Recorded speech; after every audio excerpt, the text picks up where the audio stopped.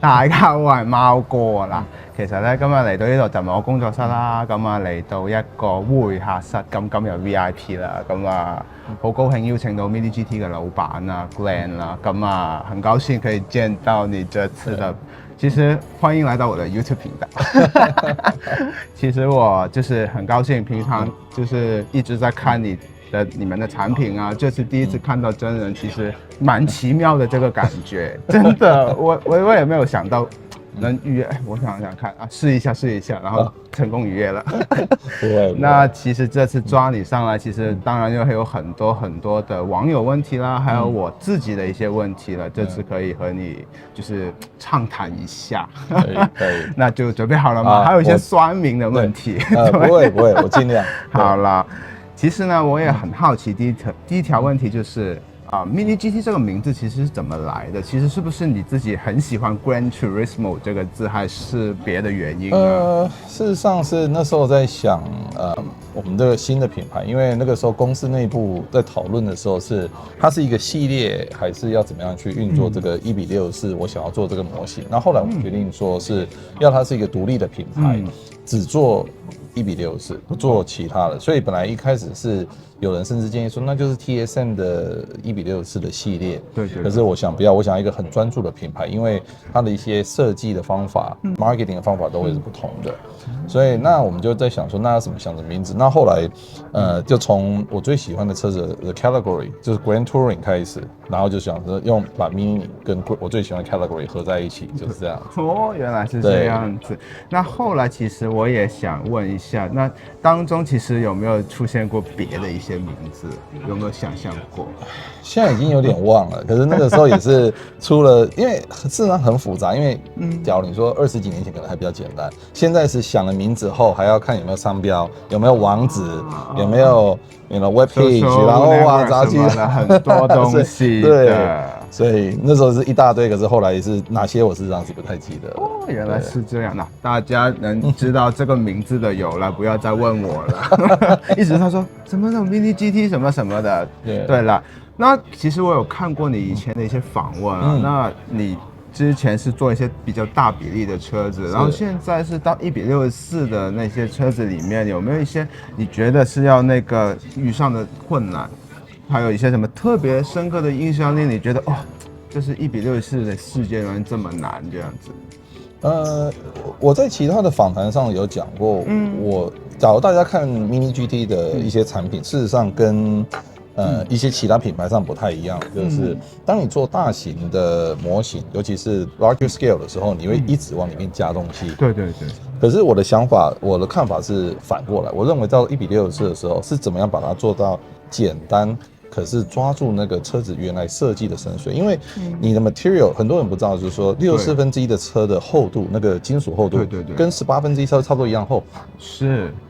因為那個對它 material 的那個材料的極限，所以你一定會有一些材料做不到的地方。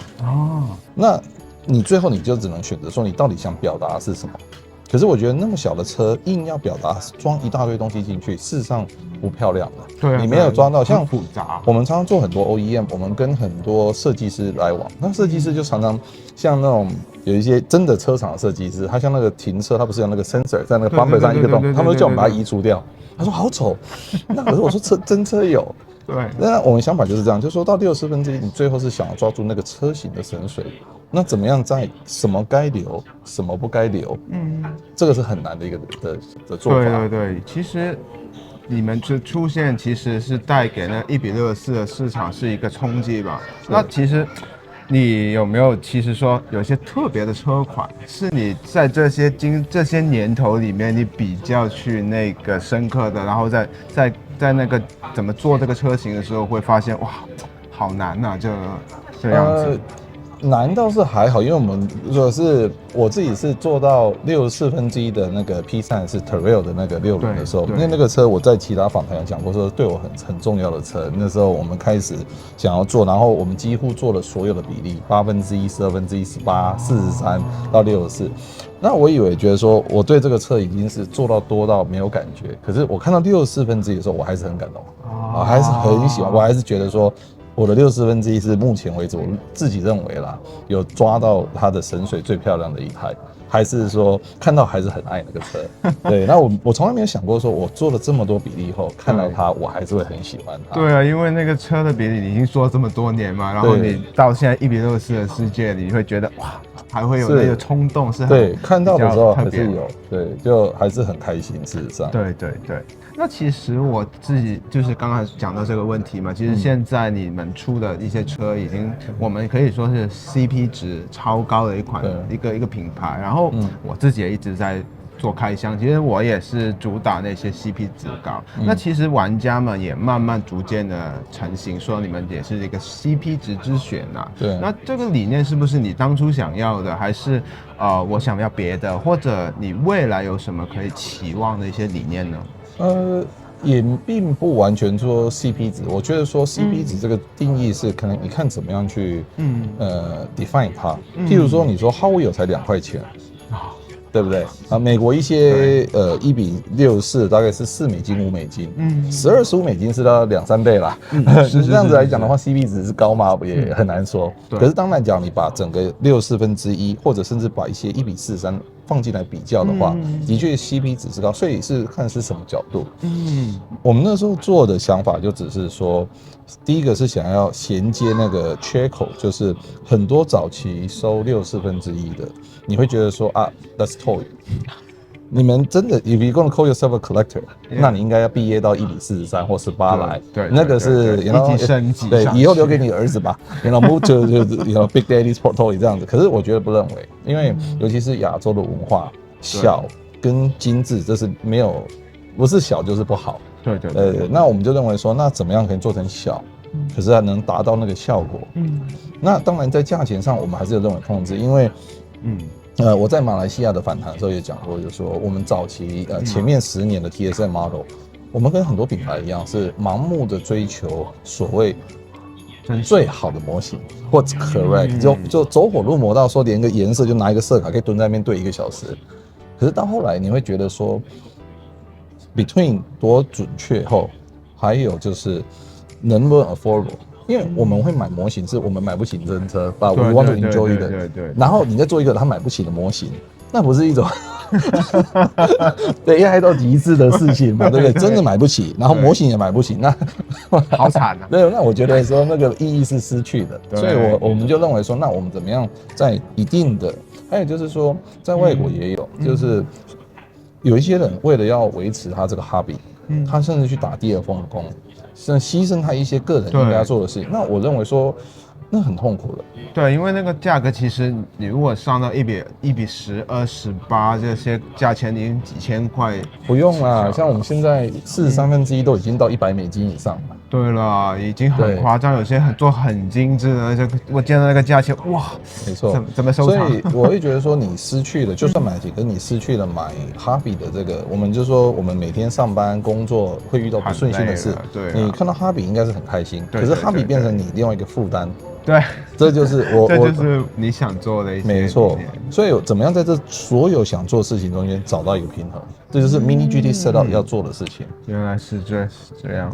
其实我觉得你这个理念就是在我看来，我觉得真是一个很特别的。为什么会从一直大小做成1:60，最后变成这个样子？其实我也觉得很好奇这个问题，因为有点返璞归真吧。就像你想想看，你到日本去，最后花一大堆钱坐在一个5星级的 Ginza 的寿司店，也不过就是1块生鱼片跟1个米饭。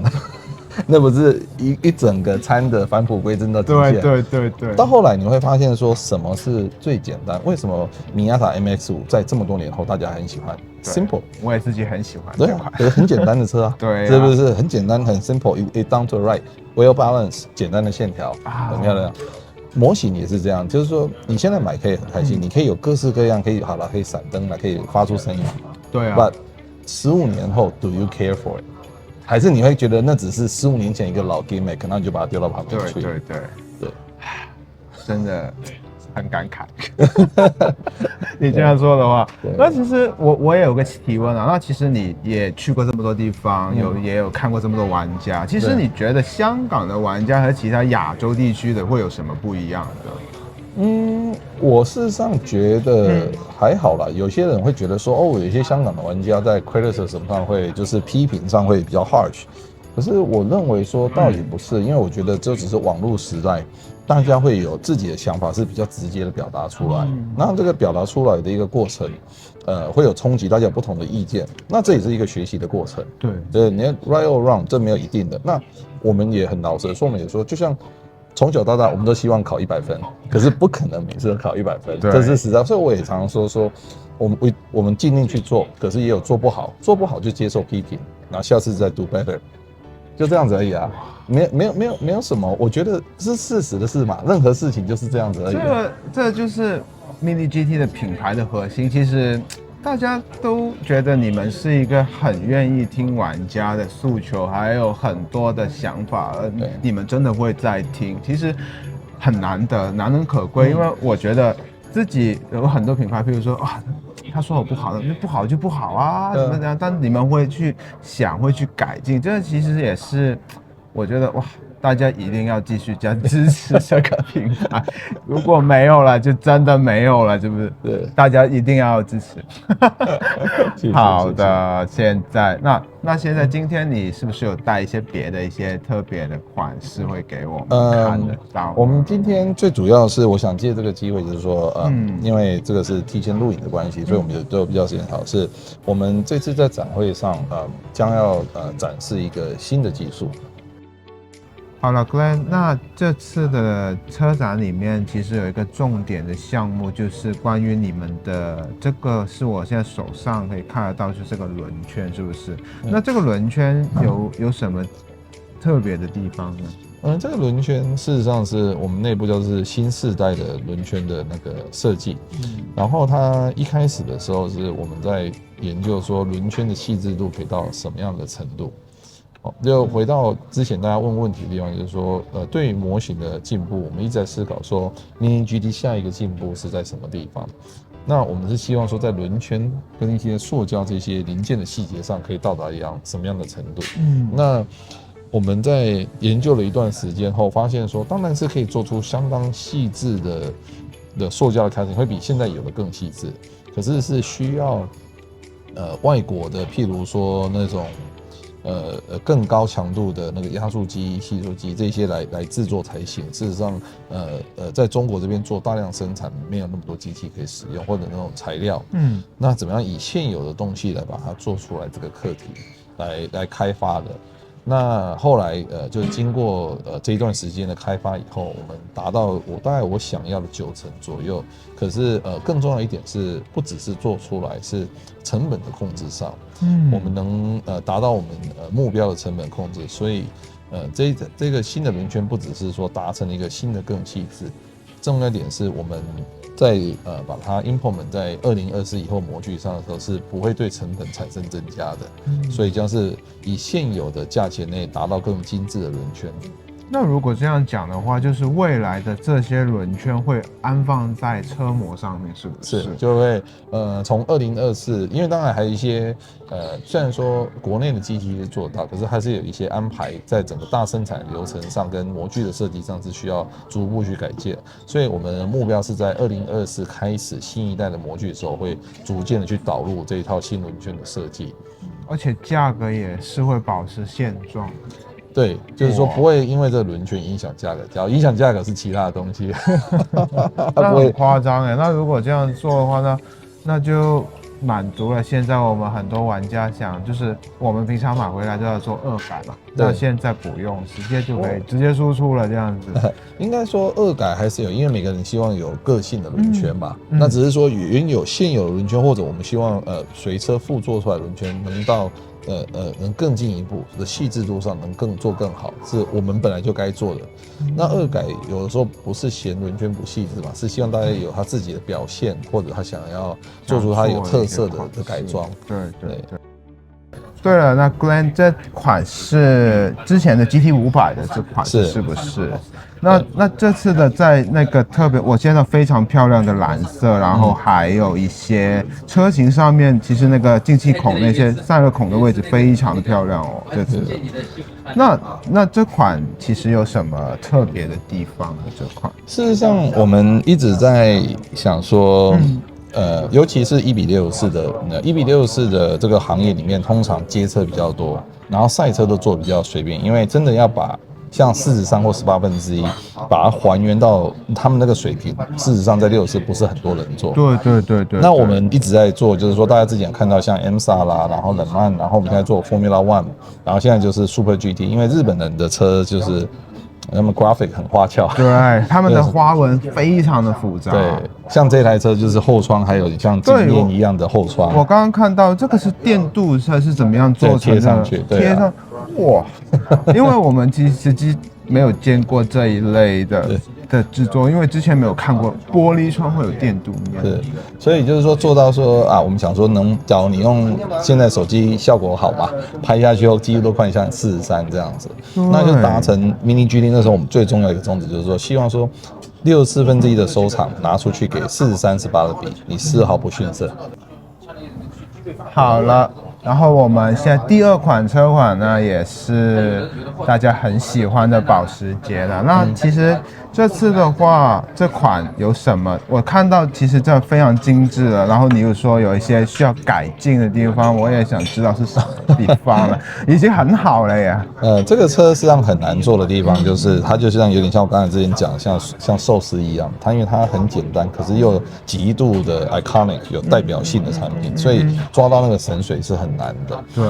那像老款的911最麻烦的一个东西就是它的车头灯旁边有一圈银色，像我们现在这一台的样本，他们是用1英到最小，可是我还是觉得说它那一圈银色实在是太厚，那个宽度，可是技术性上是没有办法再做更细的。那会选择就是去掉这个样子。对，我们觉得就是去掉，反而看起来比较干净简洁，与其说并过后看起来造成不对的比例感。对。然后还有一个就是我们的团队还在挑战，就是它的事实上后面引擎盖的散热网上有一个2.7，这个还没有印，这一台样本也还没印上去，因为他们还在研究用什么工法可以达到我可以接受的，它是照比例是真的做不出来。那到怎么样，他们能到最大到一个程度，你们接受一个平衡？他们还在试验这个事情。然后我们有最后一款车，我们也会再转一下镜头。好了。现在就镜头一转，就剩下这个最后的一款车了。那 Glen 这款有什么特别的地方？这个就是Super GT 他们日产当时推出 Z 的时候用来赞助 Super GT， 然后给 Super GT 用的 Safety Car。然后它有一个有趣的小故事，就是也可以看得出来说，虽然是大车厂，也是预算也是很紧，所以日本的 Super GT Safety Car 理论上是右驾，可是这个车事实上是左驾的。为什么？对，因为他们就是从 Press Car 挑出来，能用就用这样子。没有想到对啊，车厂也是很辛苦过日子。每开发一辆车也需要。精力，对，这就是也是我们跟 Super GT 合作的一部分，就是他们 Super GT 希望说多制作他们的车，帮他们推广他们的赛车。那好了，那现在我们在镜头一转，然后就到了你们很想知道的一些问题的环节了。好，我们转一转。